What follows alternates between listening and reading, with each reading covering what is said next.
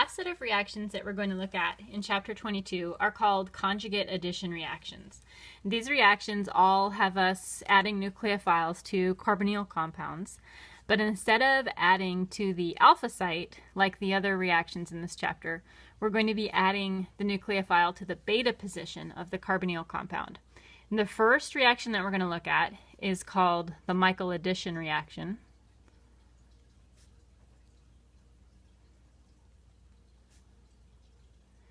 And this reaction uses an enone, which is alkene with a carbonyl conjugated with each other the way that I've drawn it here.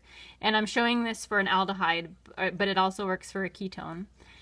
And this reaction uses step 1 nucleophile, and I'll give you a list of acceptable nucleophiles in a minute. And then step 2 acid. And it does a 1,4 addition across the conjugated system. This reaction is very similar to the addition of HBr to a conjugated diene or Br2 to a conjugated diene, the reactions that we looked at last quarter. So in a 1,4 addition, we're talking about 1, 2, 3, 4, just of the conjugated system. We're going to add the nucleophile here. The double bond is going to move. And we're going to add the hydrogen from the acid up here. So we're making an enol, and as you know, as we've been talking about it quite a bit lately, that enol is going to undergo tautomerization to form the more stable aldehyde in this case. When the reaction is all said and done, so we've added a nucleophile and a hydrogen, and that nucleophile and the hydrogen end up, because of tautomerization, the hydrogen that we add does end up shifting. It kind of makes it look, when it's all said and done, like it's just a 1,2 addition, but it's really a 1,4 addition that undergoes tautomerization.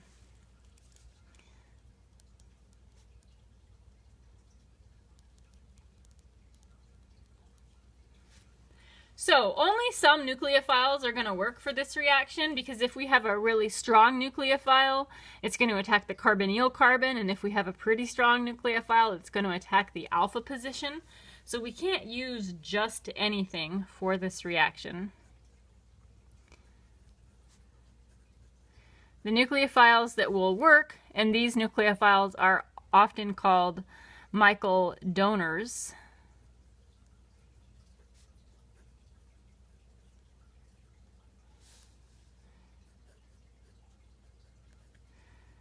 would be a dicarbonyl that's been deprotonated at its central alpha site, or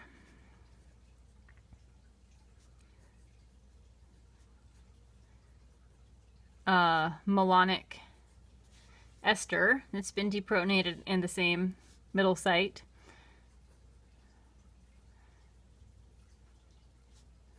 or this guy, an acetoacetic ester, also deprotonated in the middle. So these are things that are not extremely strong nucleophiles because they're all stabilized.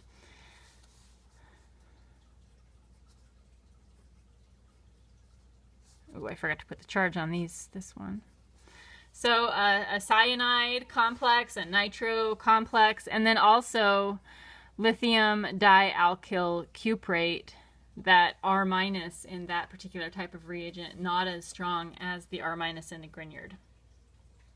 You've got these Michael donors, these exact same ones, listed in table 22.2 on page 1067 in your textbook.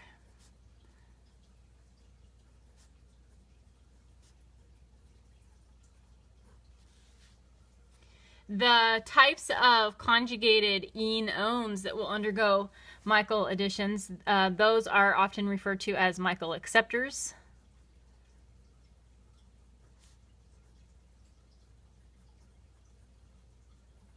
And also listed in the same table in your textbook they're going to be,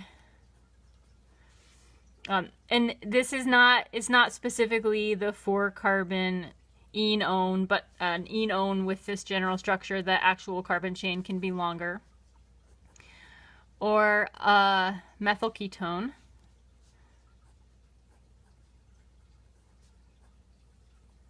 An ether. Or an amide.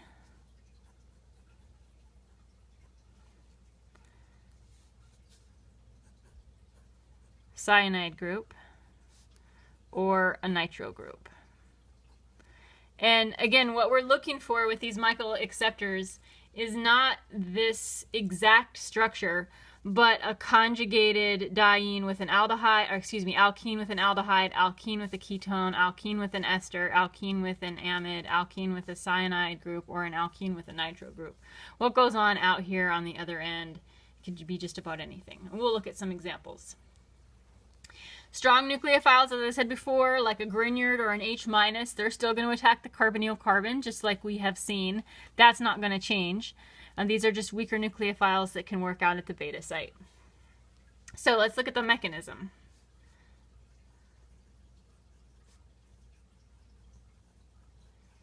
And we're going to look at specific Michael acceptor. This is a conjugated alkene with a ketone, so it's of this general form right here. And let's have it reacting with dicarbonyl.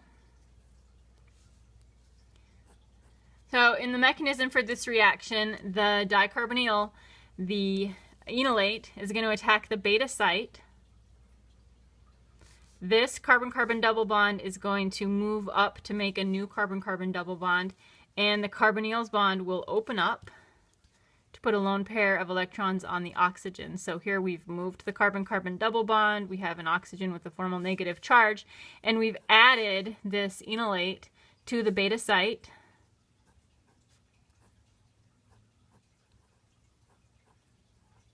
Just like that. And then in step 2, we bring in our acid, and it's going to protonate the oxygen, and we make our enol.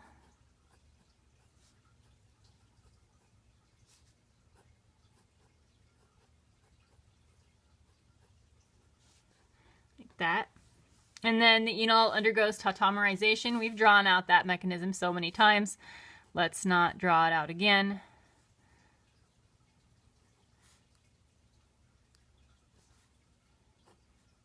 Oh wait, what did I do? This double bond belongs up there.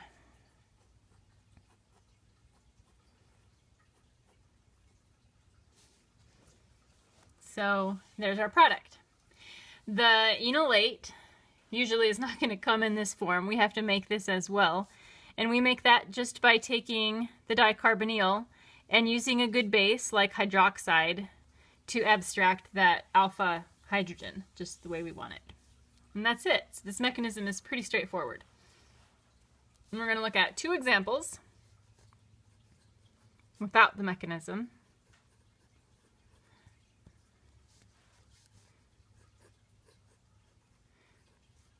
So here is another example of an alkene conjugated with a ketone. Let's use a lithium dialkyl cuprate, an ethyl, followed up by acid. It's always followed by acid. And in a nutshell, if we look back at this, at the overall reaction in the mechanism, all that we're doing is taking our nucleophile, adding it to the beta position, and the double bond goes away during that addition, and also in the addition of a hydrogen. So without the mechanism, you can just draw out the original structure minus the carbon-carbon double bond, and then stick your nucleophile on the beta site, and that's it. That's all there is to it. It's pretty straightforward. Every once in a while, these reactions will get somewhat disguised or tricked up like this. So this would be probably the absolute trickiest way you'll ever see this reaction presented. We'll start with a malonic ester, step 1. Step 2, a conjugated alkene slash aldehyde step 3 H3O+. That's a confusing set of reagents because they're written in kind of a different order. Normally we'd like to see this guy written first. That'll help us jog our memory. And addition of this in an enolate form, but we're not going to get that. It's written tricky. Good thing you guys are so clever. You should know from looking at this, just step 1, that that's going to result in deprotonation of the ester. And then you'll see, oh, you know, I've got this good Michael acceptor, so I'm going to go ahead and add my nucleophile, my Michael donor, to this guy. This is going to be kind of vicious to draw. It's not going to look very good. Ooh.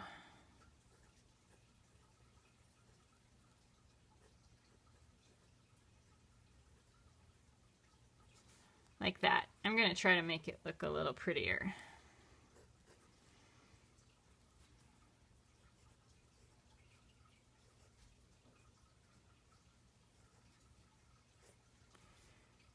One, two.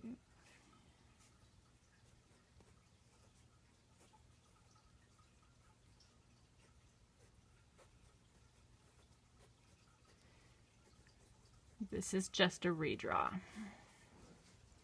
So there's that. That's the Michael addition reaction.